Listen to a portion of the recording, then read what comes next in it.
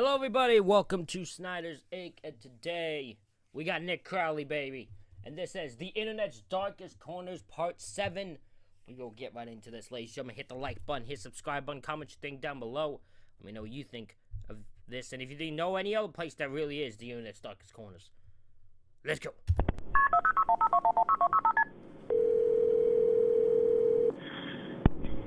Now, one location of your emergency. Okay, what's going on? Alright, this is what's happened.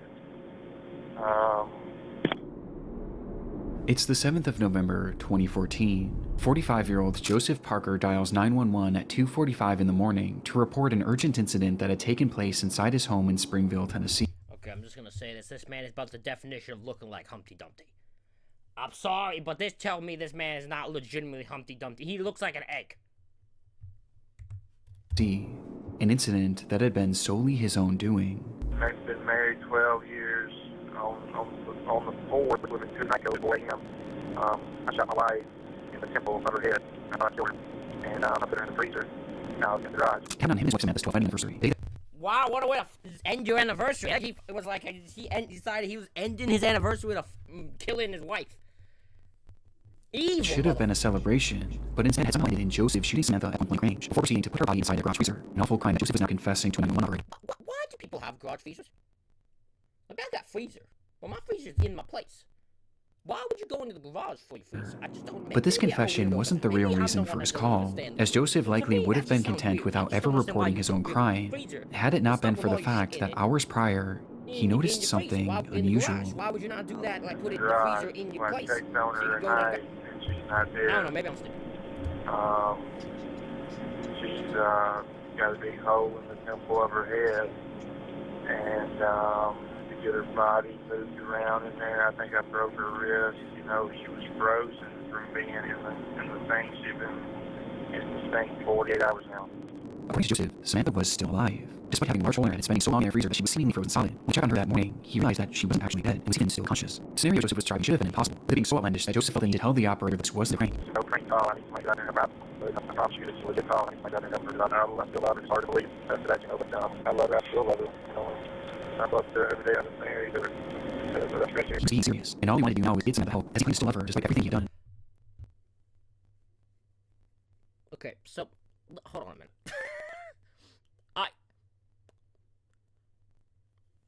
I don't believe this man.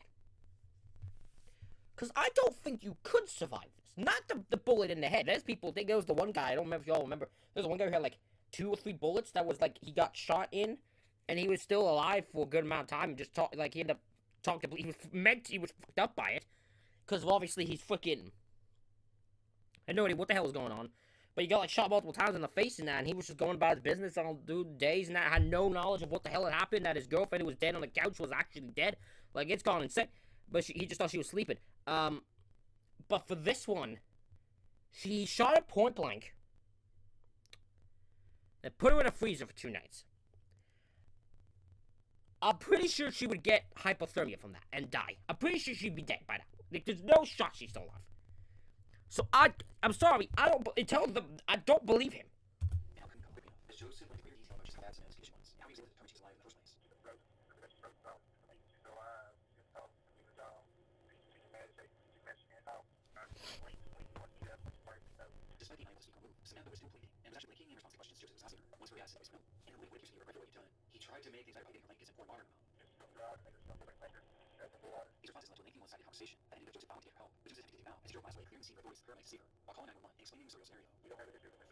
Where were you going? Because he's left. This is why I question this. He's left. He's booked the fucking seat. Why, if she's alive, are you booking it and leaving? I guess still trying to avoid police, because even if she is still alive, I bet you did admit to shooting her, but like, fucking hell. You claim you still love her now, make sure she gets help and they can find her, but instead you're booking it out of here.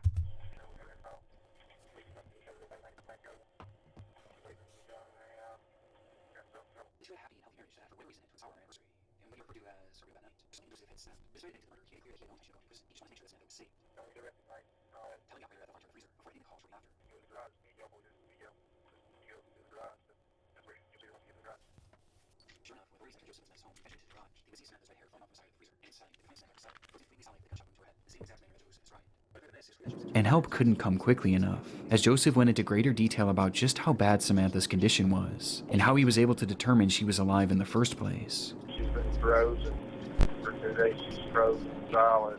Fucking told you. I told you I didn't believe it. There was something off about it. They're like, she had to have been dead. She probably was killed by a gunshot. Having been killed instantly by the gunshot, meaning that the lynching Joseph had witnessed was entirely hallucinated. It never could have happened, and yet that was his reality, and he fully believed it. Upon discovery, Joseph quickly became the #1 most wanted man in Tennessee, and that same day, police would track down his vehicle as he came to a bench on the estate. The officers talked to him first, pulling over and then surrounding his vehicle, drawing their guns and preparing for anything. But just as Joseph had said on the phone, he had no interest in going to jail, and also think he was dead serious off. When officers finally got his car door opened, they would find Joseph Parker in the driver's seat, dead from a self-inflicted gunshot wound to the head. His death made it impossible to fully confirm why he had taken Samantha's life that night, but reports seem to indicate that he had recently lost his job, and couples experiencing financial hardships due to home danger of foreclosure, with this perhaps being a reason to argue in their anniversary. Reports also indicate that the murder didn't happen amidst the fight, as evidence points to Samantha having been asleep at the time she was shot, hence uncertainty to how the situation truly did unfold. But one noteworthy discovery made after the fact was that at the time of his death, Joseph had drugs in his system, which could have been a factor in the murder itself, and certainly was a factor in the hallucinations he was seeing afterwards. As he stood in his garage, had a full conversation with the frozen, mutilated corpse of the woman he just killed, all while truly believing it was all real, with his 911 call leaving a haunting impression on myself and the many others who have stumbled across it. In the internet's darkest corners.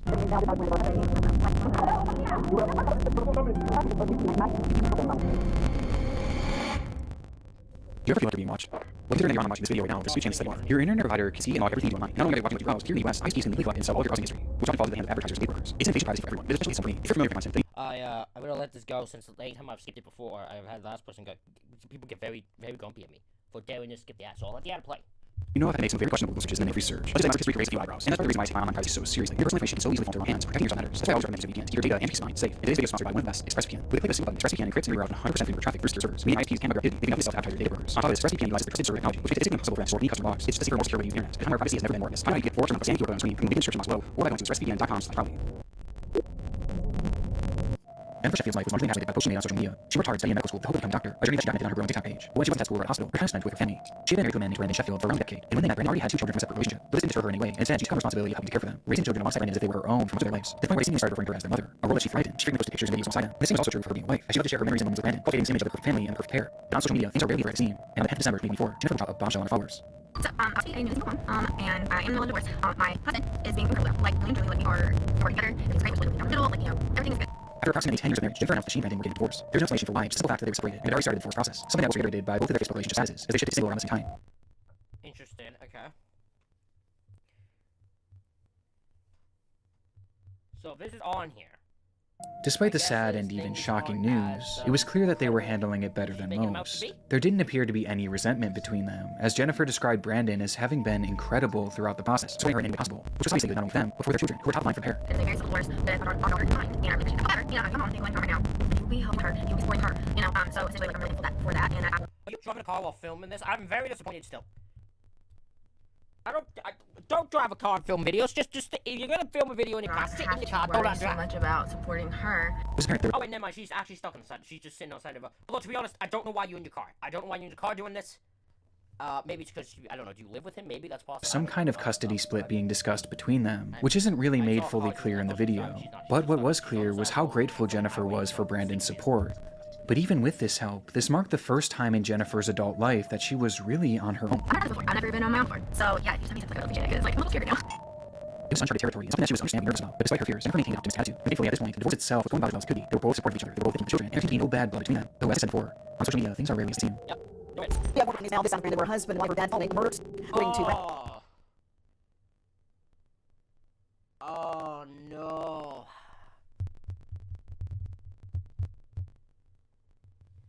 Oh, that means 2 kids just lost both their parents. Oh, that's just what hit me. Oh no, both kids just lost both parents.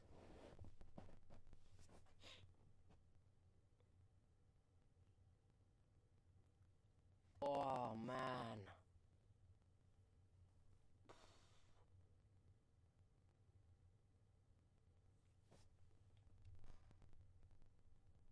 They have no welfare check on Jennifer, so I assume Brandon did it.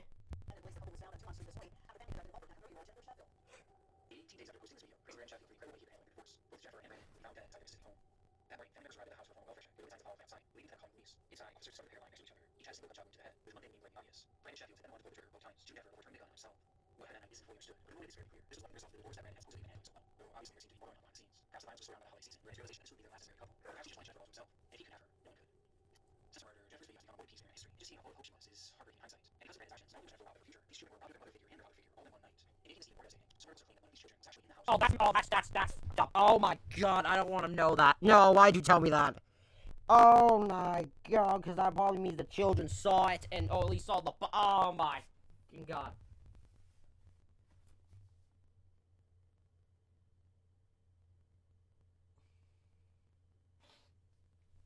Oh, fuck.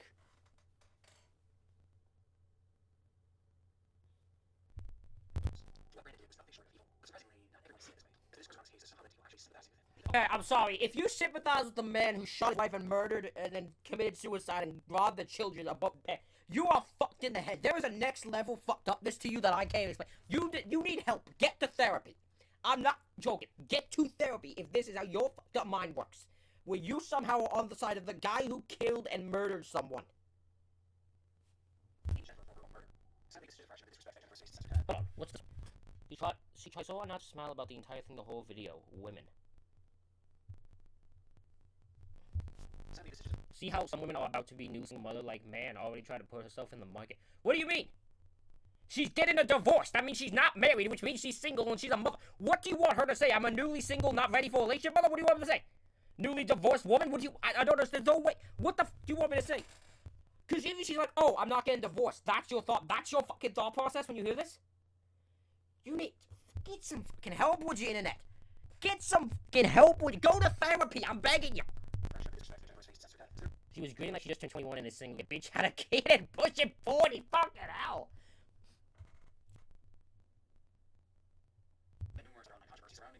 Oh?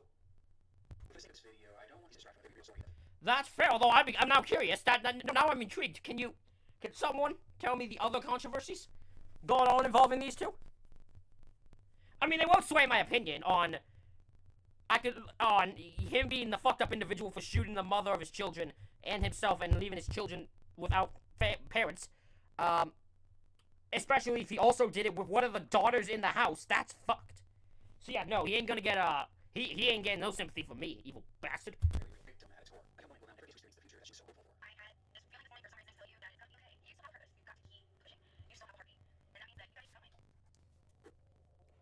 If this is what I think it is. This is what I fucking think, because the moment I stay put in London, I think of that fucking fire that pisses me off. That fire where everyone was told inside the fucking not move and try to escape. So a bunch of people died because the fucking London and UK thing has a stay put policy, which is fucking stupid. I saw London, United Kingdom. That's the reason. I swear to God, if this is this, I'm gonna start ranting. You're gonna hear me rant.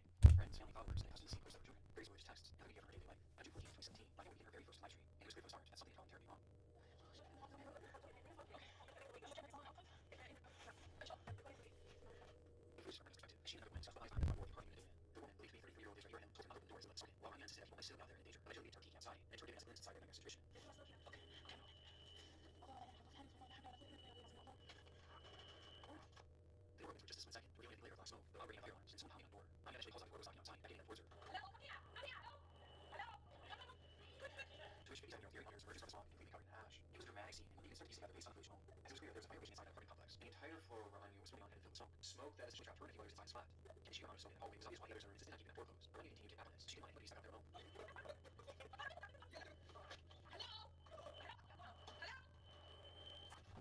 Eventually, he closing the door for good. It was obvious that the situation was dire, but just how dire wasn't revealed around and made way to the window.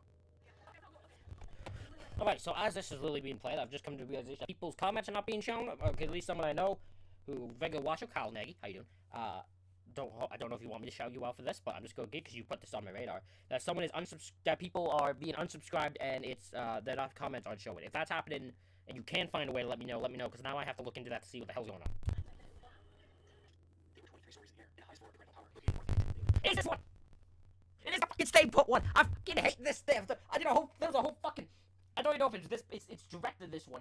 But I remember there's a fucking Netflix documentary about this fucking thing, about a fire in London that fucking has the stay put policy, and how stupid, and I fucking can't get over how stupid that is, and no, you will not convince me otherwise. There was not a London person from the UK who could explain to me the fucking logic that is in their mind, that if you are up 20 feet above, the first thing you could do is stay inside and not try to save your ass. That is the stupidest fucking thing. That is a stupid rule by, it's the only thing about the thing. It drives me insane, because the logic I can't figure out. Who the fuck would want to do that? Who came up with that idea? Oh, man. It makes me mad. Open locker, top to bottom.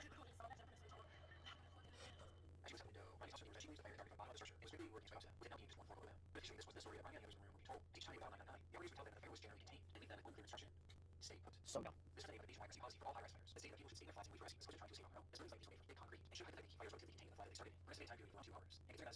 In no logic to me does that make sense. That just seems like the thought process behind that been done by idiots. They had to have been idiots who came up with this theory. I don't mind that there was anyone who had any sort of IQ or brain cells.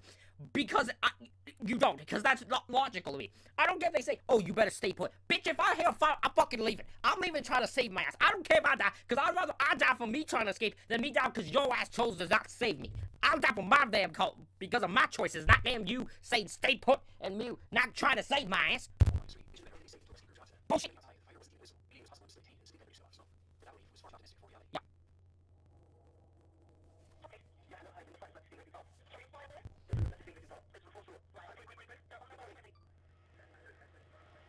Yeah, there you go.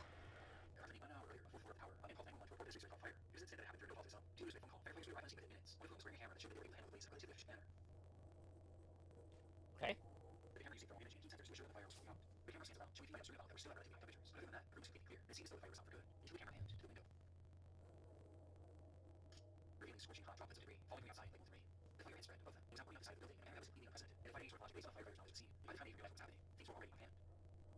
Oh my god! I've seen this, and yet I've seen this before. I have seen this before. That's the first time I've ever heard the actual story of how it started.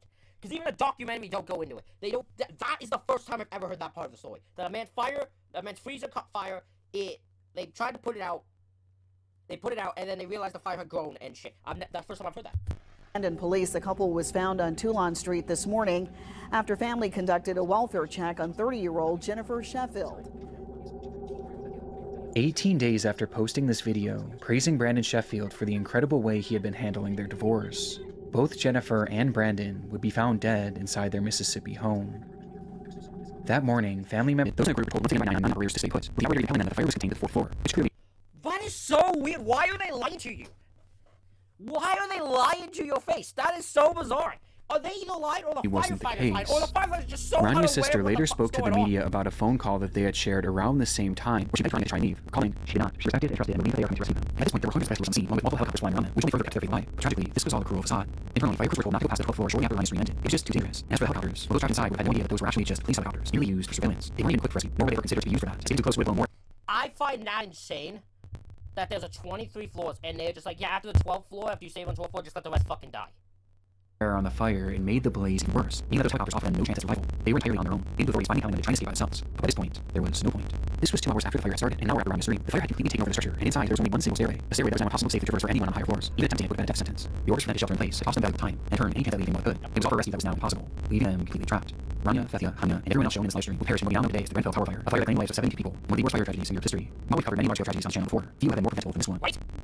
The Grenfell Tower was built back in 1974. So preventable. All you also had to do, for most people, the probably construction and all that other stuff they do, but all you had to tell them to do was fucking try to leave. All they had to try to tell them to do, stop fucking lying. And around the 2010s, its concrete exterior was beginning to look outdated in an area that was experiencing a wave of modernization. The neighborhood was becoming trendier and wealthier, and the tower was becoming an eyesore to some.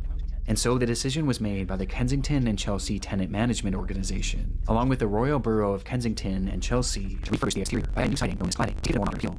It was purely aesthetic, but its effects were horrific. The cladding was created by a company called Arconic, which tested numerous times to see how it held up to fire, and the results were awful. The AC cladding received a grading of F, with it being apparent it was extremely flammable, with some likening it to gasoline due to how quickly it would erupt into flames, while also producing 3 times the amount of smoke as usual fires. Despite having these test scores and even acknowledging their failure in multiple emails throughout the company, notoriously following their F the line. Oops. They not only refused to fix the problem, but they also kept selling it. One of their clients even reporting on the Grenfell Tower refurbishment. And it wasn't even a secret either. Those in charge of the project wanted it done as cheaply as possible, and this AC cladding was as cheap as it got. And that's why it's so cheap, because you're fucking gonna die. Every building is gonna probably not exist afterwards. So they go to, oh, it's an eyesore, and then this fucking company was just like, oh, we got a way to solve that. Have any little spark happen, and we'll make sure the building's gone. Despite knowing fire risk, worst of all, they had actually to buy a version of this product that was actually flame retardant. They opted for a cheaper, more dangerous product, which in the end only saved them about £5,000, or roughly $6,500 USD.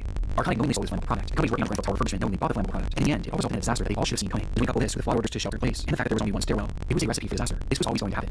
This was a failure on so many levels for so many parties, and it all traces back to greed and the value of money over the lives of innocent people like Ranya and her children. Despite the fire starting 8 years ago, justice has yet to be served, as investigations are still ongoing to this day, leading to an agonizing wait for all. Let's be honest, there's not an investigation. Let's be honest here. They're investigating. investigated jack fucking shit. They are saying they're All investigating. those They who lost haven't loved given ones that in the thing a fucking blaze, inkling with of the attention. trials If themselves it's not ever expected to revealed start that for some another justice full will be year. done to people, I will be so shocked. You will definitely know if I find that out, because I would be as shocked as anyone if they do anything. Because I think this has reached a point where we can all just come to the conclusion they're not investigating fuck all.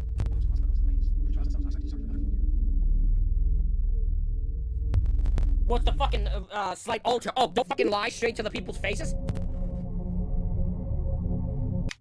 It was the usual start to the day for Rhoda McFarland, the 42-year-old manager of a lane Bryant store in Tinley Park, Illinois, who's no stranger to big sales. It's a habit also, Lane Bryant. Lane Bryant had a habit of launching monthly clearance events, sending out flyers and airing commercials with decent weeks before to let all the customers know. And this day, February 2nd, 2008, was yet another one of these sales. She knew it would be a busy day, and potentially a stressful one for employees. As that morning, only one worker was scheduled to open the store, something that Rhoda disagreed with. They needed her coming in to help, even though she had a day off. But like I said, this was a typical morning for her, as this was the kind of person she was, always willing and wanting to help others. And as she clocked in for work that morning at 10 a.m., she and her coworker raced for a potential rush of excited shoppers. The rush, however, wasn't as dramatic as they had expected. And in the first 15 minutes or so of opening, only 5 people had entered the store. 4 of which were female shoppers looking for some deals. The fifth was a delivery man who walked in holding a stack of papers. They then approached them and made casual conversation, but after a few minutes passed, he kind of just lingered around, never actually delivering anything, which Rhoda found strange, especially considering that it was Saturday, a day that they typically didn't receive packages. Growing more and more suspicious by the minute, Rhoda privately called Gwen Driving Dinosaur, who confirmed to her there was in fact another schedule to be dropped off that day. But before she could even process this information, the incident was already unfolding around her.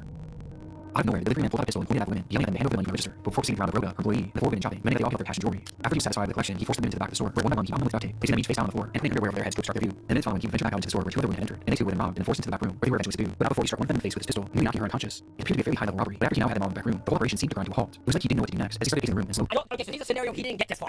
I think he said, I'm gonna rob them. Perfect. He robbed them all. He's like, okay, I'll put underwear. Okay. And he's like, losing his cool. The minutes ticked on, and the more time that What do I do now? passed, the more agitated he became. I don't. What do I don't know what to do now. Just leave. You got what you wanted. Just fucking leave. What do you need to stay there? You're not under a time It was clear thing. that You the don't have pressure stay was there getting for to so much. him, Just fucking- and you got sensing what his you wanted, leave them. disorganization, Let them Rhoda be seized tied the up and shit. opportunity, quietly slipping her hand free, allowing her to call 911 through her Bluetooth headset. Despite the man being in the room with her and the others, Rhoda managed to alert authorities to her exact location, telling them to hurry and making it clear that the situation was urgent. In the background, you can also hear the robber himself, whose disheveled state is apparent as he outwardly states. The operator was hunted, with the island dispatch telling Rhoda not to hang up. Within just a split second, the call disconnected. By some stroke of good fortune, there was actually an officer in that shopping center only about 100 feet away, and from the time that Rhoda made the call, the officer managed to arrive on the scene within just a few minutes. He rushed inside the store, but inside he found nothing, until he made his way over to that back room. Inside, he would find them. 6 women with underwear over their heads, lying on the floor, each one having a shot execution style, just seconds after Rhoda's 911 call. He was saying mass murder, but in the midst of this awful scene, one thing was missing: the killer himself. And so authorities flooded the area, scanning and searching all over for the gunman, who was described as a black man with a husky build and a single braid that fell to his right cheek that ended in green beads. And the reason they knew exactly what he looked like wasn't because of security footage, because at the time the store didn't even have any CCTV cameras, but instead, it was because one of the women actually survived. When the man began his executions, he moved his way over to the employee that Rhoda came in to help. When he fired his gun, she moved at just the right moment, causing the bullet to graze her neck, to which he proceeded to then play dead so the man wouldn't notice, and thankfully he didn't. Her testimony is the reason why. Is it ever revealed she did it? Cause something about this seems off. We know exactly what this man looks like, and why we know what those moments were like before the shooting. I don't know if I believe her, though. Despite this, after doing a thorough search of the area, even utilizing a helicopter, there was no trace of the killer. The CCTV footage from neighboring stores showed that just before Rhoda made the call to 911, 2 large SUVs pulled up in front of the building right after the shooting likely occurred. It's believed that both of these SUVs were involved in some way, with one potentially being a lookout and the other likely being a getaway car, explaining how he would have gotten away so quickly. Not to mention that the store was located right near the entrance of the interstate, which could have taken them out of the state extremely quickly. That was 18 years ago, and today neither the shooter nor the drivers have ever been identified, marking a rare instance in which a mass shooting in America went unsolved, leaving us with so many unanswered questions to this day, with one of the biggest being the motive. Lisa labeled this as a robbery gone wrong, which does seem to be the case, but why Lane Bryant? Why come in the morning when there was next to no cash in the register? I mean, in total, the killer only made off with about $200, and that's including cash he stole from women. One of the main theories today is that the killer had planned on taking customers hostage as they entered the store, but perhaps he grew frustrated at the lack of customers that day, until he eventually noticed that Rhoda was making a 911 call, which caused him to panic and start shooting. But what always gets me about this is that he never covered his face at any point, which makes me wonder if he was planning on killing these women all along. Though if that's true, how could this ever have been worth it? Due to just how bizarre this whole situation is, some pose other theories, like perhaps this was someone with a drug addiction who was looking for quick cash to get his next fix, perhaps spending his rapidly deteriorating behavior, or even that the suspect was actually a woman who never got caught because police were primarily looking for a male. I believe this one. I completely buy that one. That's what I'm thinking. I don't fully trust that one employee. Impossible to know for sure at the If it moment, was upon me and if might it's an not inside ever be job, known, the as one despite survived. having survivor testimony, an exact description of this man's survived, face they and shot body, him, his and they voice, just where the and shit even came his out of the DNA, face, so which was it's discovered a under one of the fucking victim's ballsy move, but fingernails. We still we've have seen no some idea insane who thoughts this for man fucking robberies is, and shit. or where he went.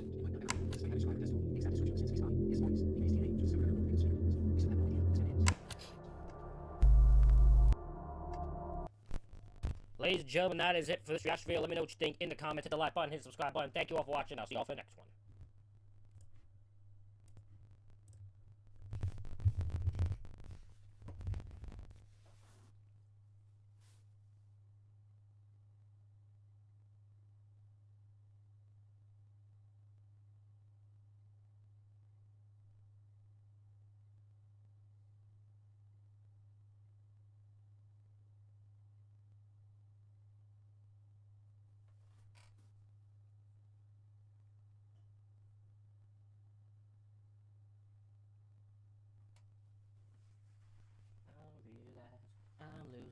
this is my real guy.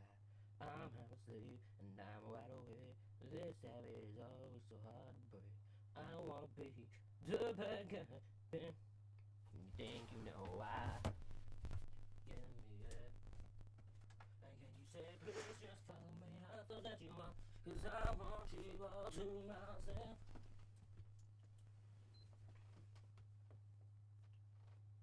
Can you say, please just follow me? I thought that you want him, 'cause I want you all to my James.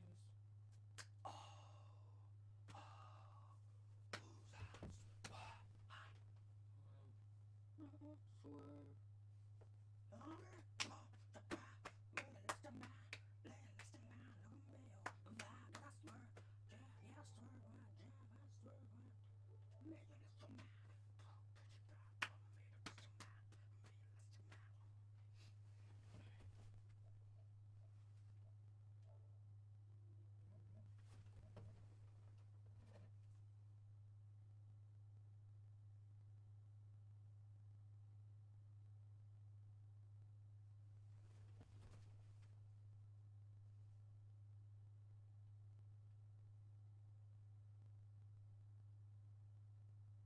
FNCS is back, and I want to qualify for grand finals. So I'm excited to announce my trio, Worthy and Singh. I have a literal FNCS champion on my team, all to answer the question of, can I qualify for FNCS finals? Use code WINTER, and let's get into game one. Log in! Sorry! Oh, man. I'm lagging! Is there shotty bending? Ooh, got some Oni Mars. I got 6.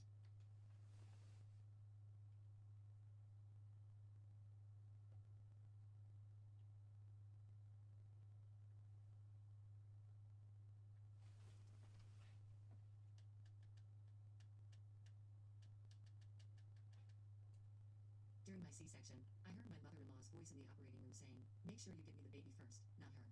I was too weak to respond. When I woke up hours later, my baby was gone. The nurses said, "Your mother-in-law took the baby home. She said you agreed." I screamed and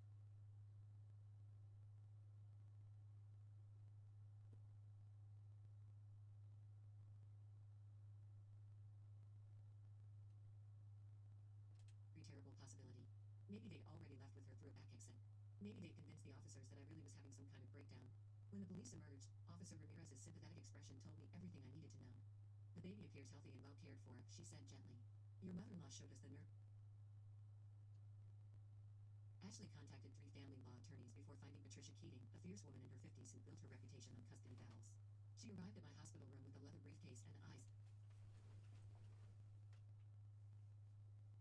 that could cut glass. "Walk me through everything," Patricia said. Like a puppet on strings. The emergency hearing happened at 2 o'clock the following afternoon. I attended via video conference from my hospital bed, still too weak to travel safely. Grant appeared in person with an attorney his parents had hired, some slick corporate lawyer who specialized in business contracts, not family law.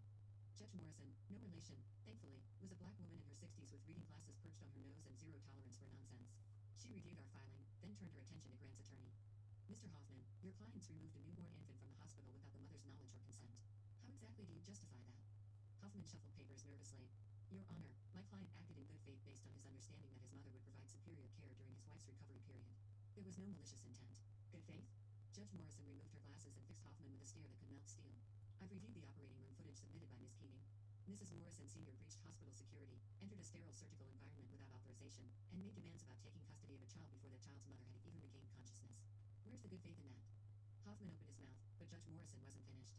"Furthermore, when the mother, who had just undergone major surgery, attempted to retrieve her infant, she was barred from entering the grandparents' home. Police were called. She was forced to choose between her physical health and her newborn child." The judge's voice dropped to a dangerous level. "And your client, Mr. Grant Morrison, supported all of this. His own wife, bleeding through her clothes on his parents' doorstep, and he chose his mother over her. Explain that to me." "My client was trying to ensure the baby received adequate care. The baby's mother's adequate care." Judge Morrison's gavel came down hard. "Unless you have evidence suggesting otherwise? Medical documentation of incompetence? Psychiatric evaluation indicating danger?" Hoffman had nothing, and we all knew it.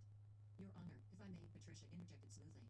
"We've also received harassing messages containing photos of the infant, clearly intended to intimidate my client into dropping this action." She submitted the screenshot as evidence. Judge Morrison's expression darkened further as she read the caption. "Mr. Morrison." The judge addressed Grant directly. "Did you send this message?" "No, Your Honor." Grant's face had gone pale. "I don't know who sent that. But the photo was taken in your parents' home of your daughter while she was in their custody with your approval. Judge Morrison let that sink in. Someone in the house sent a threatening message to a woman recovering from surgery, attempting to coerce her into abandoning her parental rights. And you expect this court to believe you had no knowledge of it? Grant's attorney whispered something to him urgently. I'm ordering the immediate return of the minor child to her mother's custody, Judge Morrison declared. Mr. Morrison, you will retrieve your daughter from your parents' residence and deliver her to the hospital where your wife is currently recovering within the next 3 hours. Failure to comply will result in contempt charges and possible criminal prosecution. Am I clear? Yes, Your Honor, Grant mumbled. Furthermore, I'm issuing a temporary restraining order against Judith and Ronald Morrison. They are not to contact the mother or attempt to see the child until we can schedule a full custody hearing. The gavel came down again. This court is adjourned. This wasn't a disagreement about feeding schedules or sleep training. I finally met his eyes, and whatever he saw in my expression made him step back. You let your mother steal our baby. You supported it, defended it, and left me bleeding on your parents' doorstep. There's no coming back from that. She's my daughter too. His voice rose desperately. You can't just cut me out. Watch me. I adjusted my hold on the baby, protecting her from his distress. You'll have visitation rights, of course. The court will determine exactly what that looks like. But supervised visits only, and your mother comes nowhere near her. Grant opened his mouth to argue, but Ashley stood up from her chair, all 5'3" of protective sister radiating menace. You need to leave, she said quietly. Now. He left. I think he asked you to leave. I suggest you do. Unless you want me to be honest. Throw you out. I'll take pleasure in that one.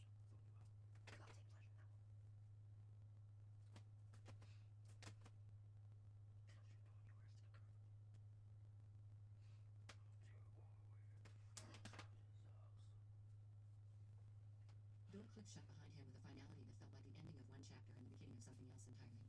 Patricia Keating worked efficiently. Within 2 weeks, I had temporary full custody with Grant receiving supervised visitation every Sunday afternoon. His parents filed multiple motions trying to get grandparents' rights, but each one was denied based on Judge Morrison's initial ruling and the mounting evidence of their attempts to alienate me from my daughter. The supervised visits happened at a child services facility downtown. A neutral third party would observe Grant's interactions with Natalie and file reports with the court. I drop her off and return 90 minutes later, my stomach in knots the entire time. The supervisor, a middle-aged woman named Dorothy, assured me repeatedly that Natalie was safe. He's awkward with her, Dorothy told me after the third visit. Holds her like she's made of glass. Doesn't seem to know what to do when she cries. But he's trying. Trying wasn't enough. Trying didn't undo what he'd done. He offered money if I dropped the restraining order. Started at $5,000, went up to $20,000, eventually hit $50,000. Patricia laughed when I showed her the latest offer. He thinks this is a negotiation, she said. Like you're holding out for a better price. Some people genuinely cannot comprehend that not everything. I'm gonna do with him about money. Reviewing my medical You think records I'm and gonna the time. betray myself for money? You are the most pathetic humans I've ever come. Line of events. Her report was damning.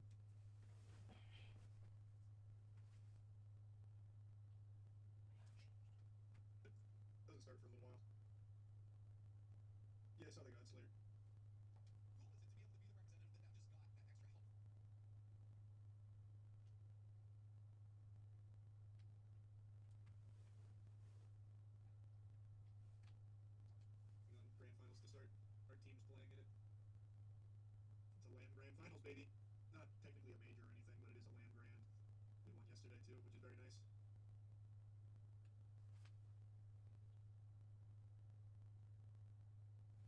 I'm have a sleep. I'm well aware. Wanna be. Why isn't everybody in London before Money in the Bank pay-per-view?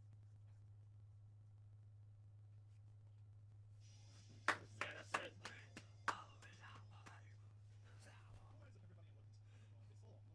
And we've got an 8-woman match. It's going to be simulated because it's all out chaos, but the winner of that match will go into the merged women's Money in the Bank match. We'll get to that in due course. So right on first of all, let's see Drew McIntyre is taking on his Money in the Bank qualifier. So it's going to be Bron Breakker, the Sirens. Oh my days, sneaking up behind Drew McIntyre. To go to Money in the Bank in that Money in the Bank ladder match, we've got people like Chad Gable and Shinsuke Nakamura. No! Ah! Hey, so we got me back. Oh, good God. Why did I go for it there? What an idiot. At least I got come back. $2.5 for that. Probably are inside say so. Yeah, maybe. I have no idea. For a roll, maybe not. Whoa. Whoa. Oh my God. I'm going to get off the rope. Oh, Jesus. You did that yourself, you absolute idiot.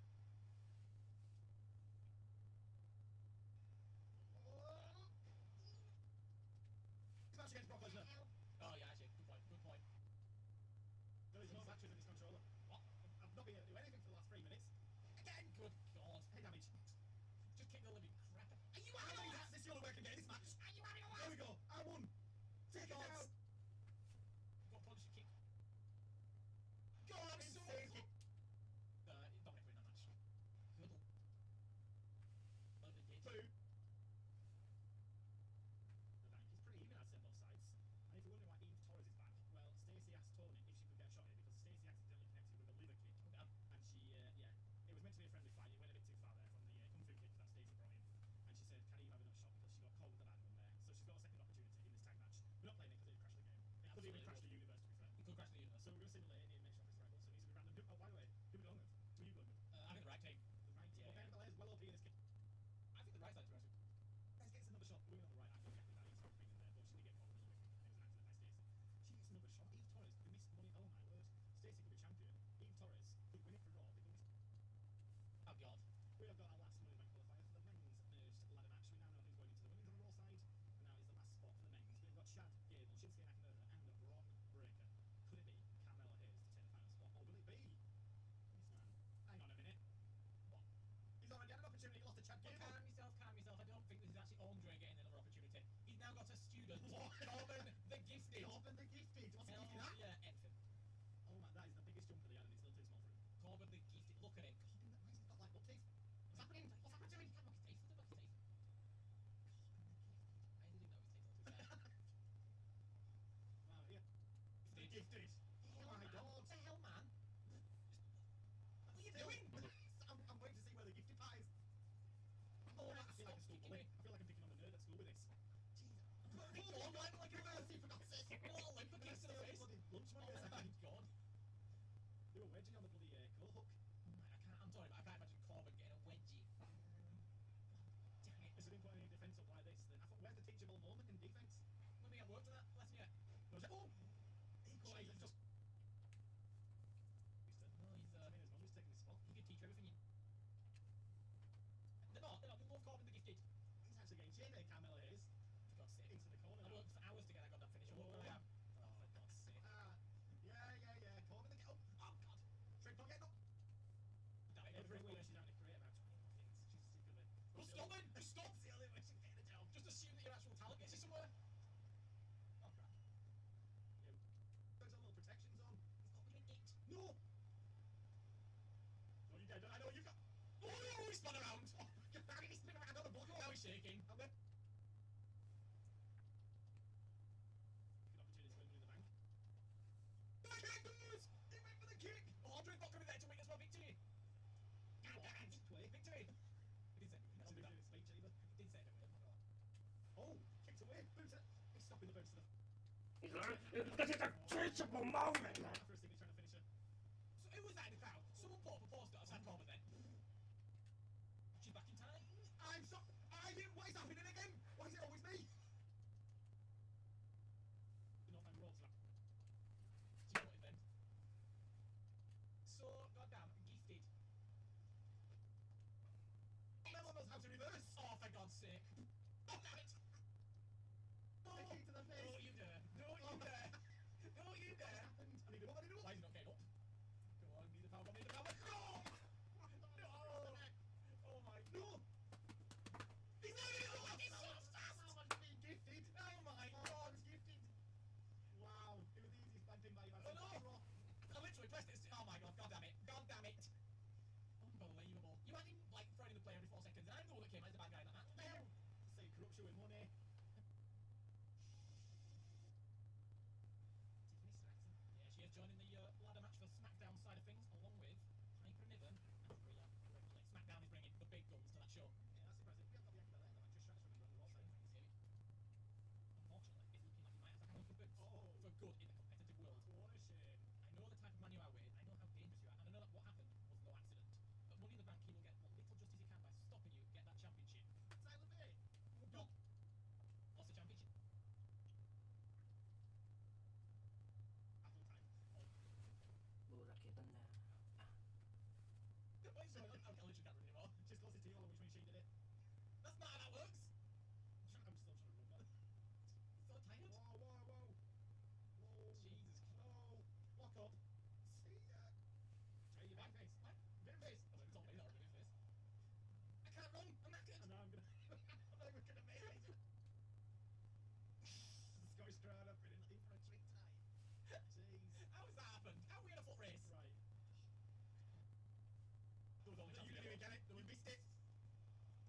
it! Oh my god! Yeah, it's fine. It's fine. Oh, I got first level. Oh, actually. Oh, I just... I forgot I didn't say. That was perfect. This is a SmackDown qualifier for the Money in the Bank ladder match. AJ Styles getting some opportunities. Truth liked the way he tried to protect Keith Lee the other week when Wade Barrett was there assaulting him. Okay. Ultimately, it ended up causing nothing but officially in the Money in the Bank ladder match representing SmackDown. Me and R-Truth came to a little mutual deal which will greatly benefit SmackDown's finances going forward. I'm so close to that WWE title now. I can feel it. Just think.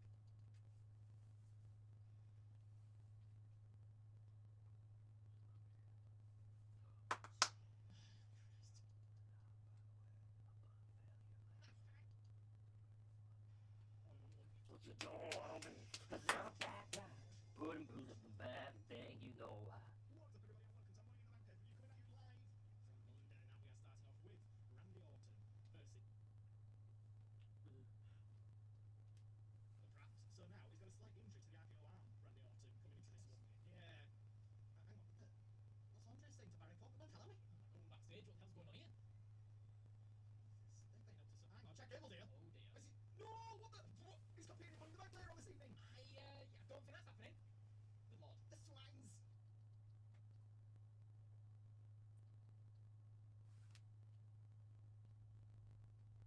Anyway, champions, you know, more you want to earn it. Oh, he's up. And he stares down Gunther. Voice of a Ranger. Exactly. Oh my god, wait till we ended zero time against Bray. One RKO here. One RKO up there. No way. You know what? That corner's lucky. That corner defeated Bray Wyatt. Oh my god, he's got a lucky corner. And it might do the same. For Gunther, and kicks it away. He's going for the pin. Here we go. He's got it. Dead to right. Oh my god. Sit down.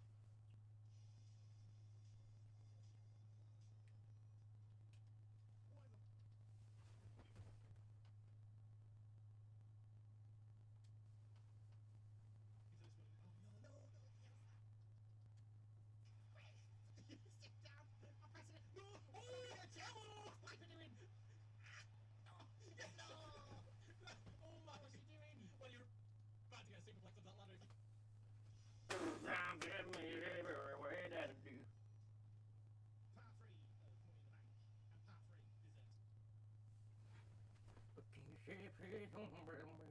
Money in the Bank. And part 3 desserts. Whoa, yeah, I just remembered. So go up top. You'll stay down now. Oh god, what's this? My god, it's a jump over the ref as well. Fair play. Oh, you can barely stand. Well, some breaking news. Tony D has said that he has taken on Gunther as a surprise opponent, and he will in fact be for the world.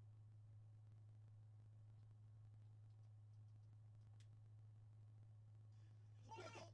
Chop! What did he want?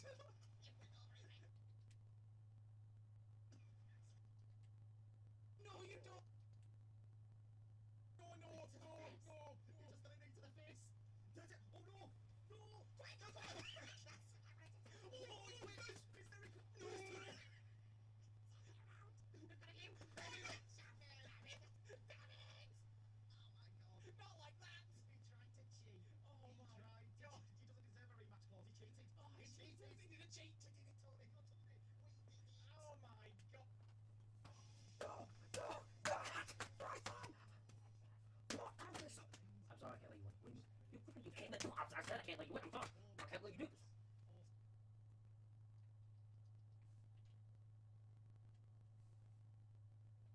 First appearance. Oh dear, guess what? What? What's she? Sheesh. That's what he Why is said. he out here? Sheesh. That's fine, Rossi.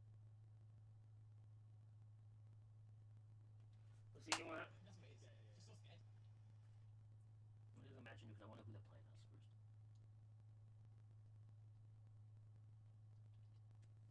Aerial offense, right? Commit I open it. got slapped. Very What are they doing pushing? Jeez. Okay, I've got a drum break. Dominic.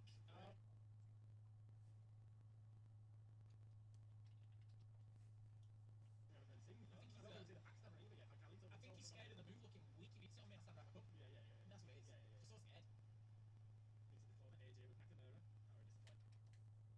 push. That's not a kick. That's not my favorite thing to do. Try and get back in the ring. That's oh my god. No.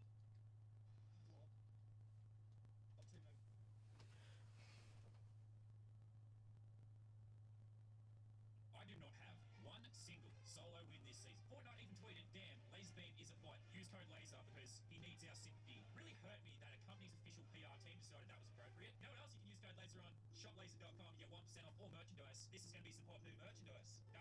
Shit, science, it's coming out soon. So Fortnite added this new feature where you can load up into your friend's lobby and watch their ongoing game. In order for me to get good at Fortnite and become the content creator I've always dreamed of being, Fresh is going to be my Fortnite coach, right? So basically, I'm going to have Fresh watch my games and give me coaching. First few games, I'm going to be extra stupid just to make him mad. Fresh, it's not. How do I move? It's not moving. How do I move? Then maybe you should go like Misty or something. I think I found a great place to drop. I think I found the perfect place to go. Alright, Fresh, I'm going to invite you so you... Land Misty better than you already failed. Look, I can't read. Alright, dude, okay, I'm following your... Hit the circles.